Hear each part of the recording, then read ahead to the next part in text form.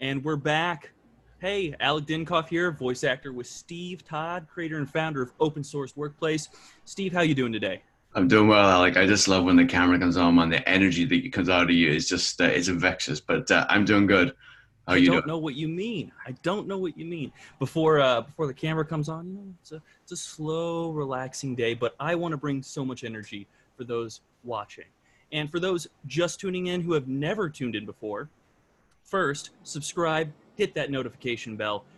And Steve, for the people who don't know who you are, yeah, creator, founder of Open Source Workplace, that's great. But do you want to tell the viewers something a little bit about yourself? Just that way they get to know you.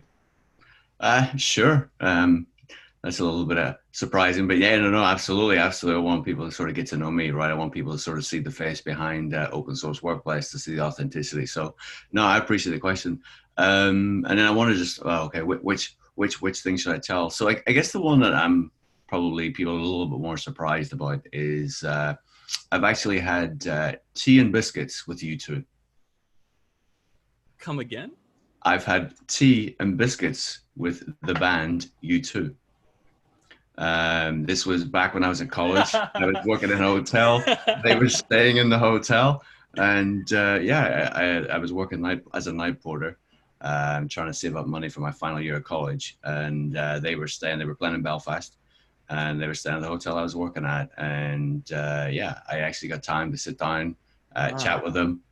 They are pretty cool guys. I didn't have any sort of affection for U2 at all until I met them. And then once I met them, then it just changed my whole perception of them.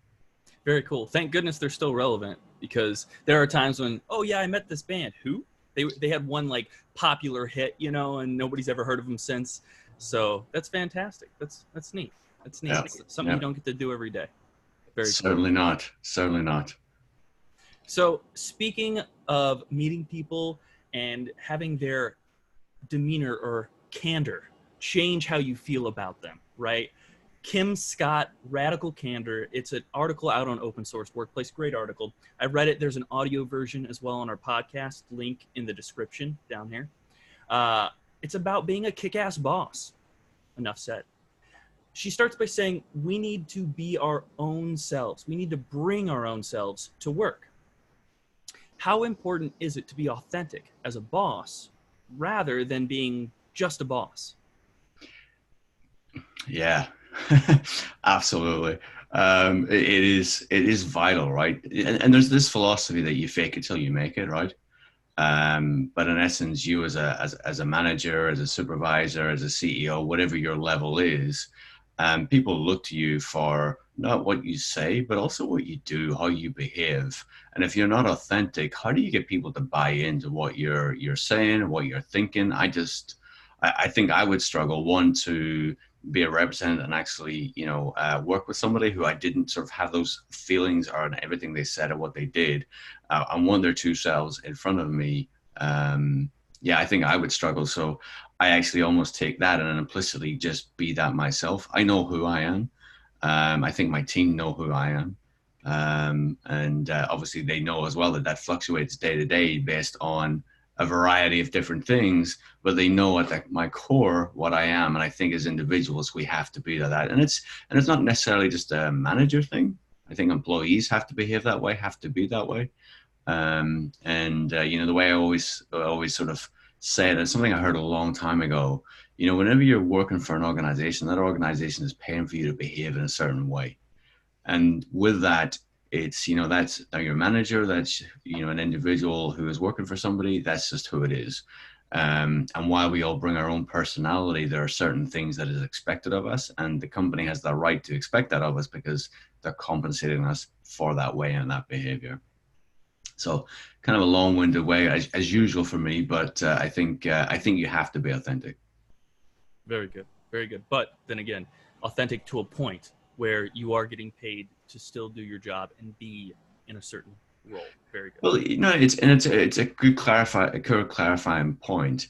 Again, we go back to a couple of videos we've done recently about engagement, right? What is engagement? Well, you got to be buying into that philosophy. So therefore, you want to be with an organization that you can feel engaged. So that is authentic into you. You're buying into the spirit, the culture of the organization. So it actually, you know, it's your behavior is adapt on your strengths and your weaknesses, and what you're buying into is aligned with the organization. So the authenticity actually comes naturally.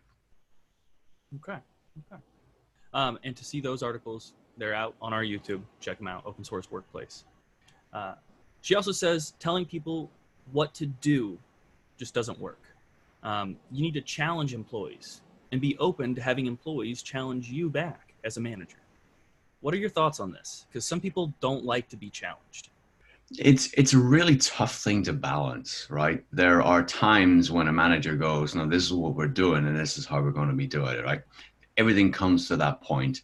There is a point before that where, yes, people want the ability to give an opinion, share an opinion, give their thoughts. And I think some of that sort of back and forth and some constructive tension is good and actually amplifies the results. But eventually, the manager makes a decision, the CEO makes a decision, and that's the decision. And it's time to go on board that train. And I think that's really, really important.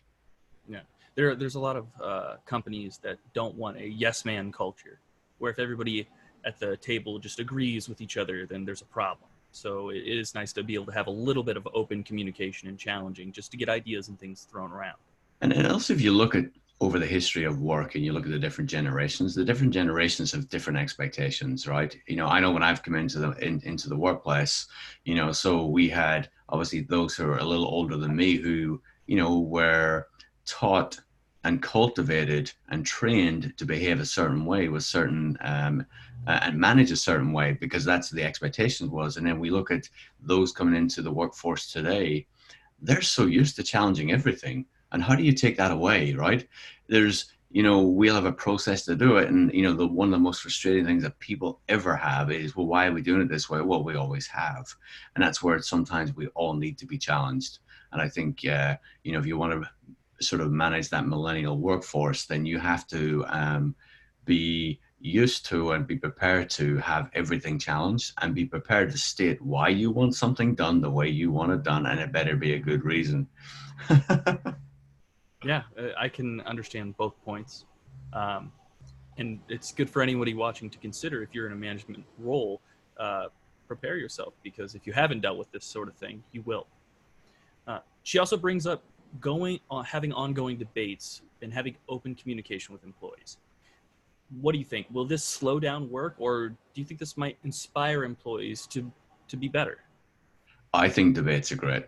I think they are. And as long as you're going towards that common goal, I think debate is the friction that actually provides better results. I know that I work, who I work for at NASDAQ, we have one of those relationships, but it's out of pure mutual respect.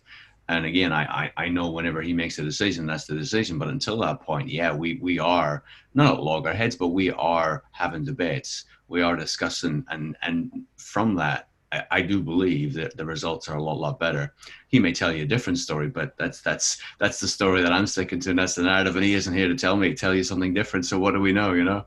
But I do believe in debates. And anyone who knows me will know that I don't really back down easily, but I do understand when a decision's made, and I get on that train. But I think part of my responsibility, and I think as employees, part of our responsibility is to provide those insights, to challenge the norm, to push boundaries. And again, challenge, okay, so why is this? What is that? Okay, here's an idea, push that idea further. And I think everyone benefits from that perspective. Very good.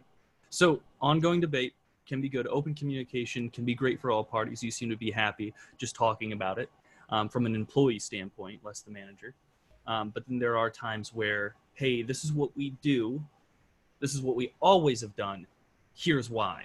There is a balance between, no, we do have to kind of do it this way. It's less up for debate. But I want to be open and honest and give you that explanation. And then there's the, okay, let's really put our heads together and figure this out situations. Yeah, no, it is. And I actually heard somebody put, and whether this metric is right, I don't know. But, they were managing a sports team. and their perception of how they managed individual sports athletes, highly paid, well compensated sports athletes. You have to basically, arguments are 50-50. In other words, you win 50 and you lose 50, because the team have to feel that they're buying in and what they want to say, their viewpoints as they see stuff. Then you as a manager have to allow them to have that sort of thinking, that processing and perspective. And it's not like the 50%, it's 50-50. It doesn't mean they're the 50% of the big decisions. 100% of the big decisions is the one the manager makes, but actually you get that balance, and it's an interesting mindset whenever you take that approach, right? And what I've kind of done with that aspect of it is almost look for the opportunities. How can I give that 50% away where somebody's pushing something and really it's not that important? When I say not that important, it's not critical, right? It is important to the individual who actually is obviously voicing their opinion and giving something, right? And I just find that it's an interesting metric, a way to look at it. I'm not saying it's right, I'm not saying it's wrong, but at least what that does is often managers feel they have to be right all the time, and that just sort of changes the context of it, I find.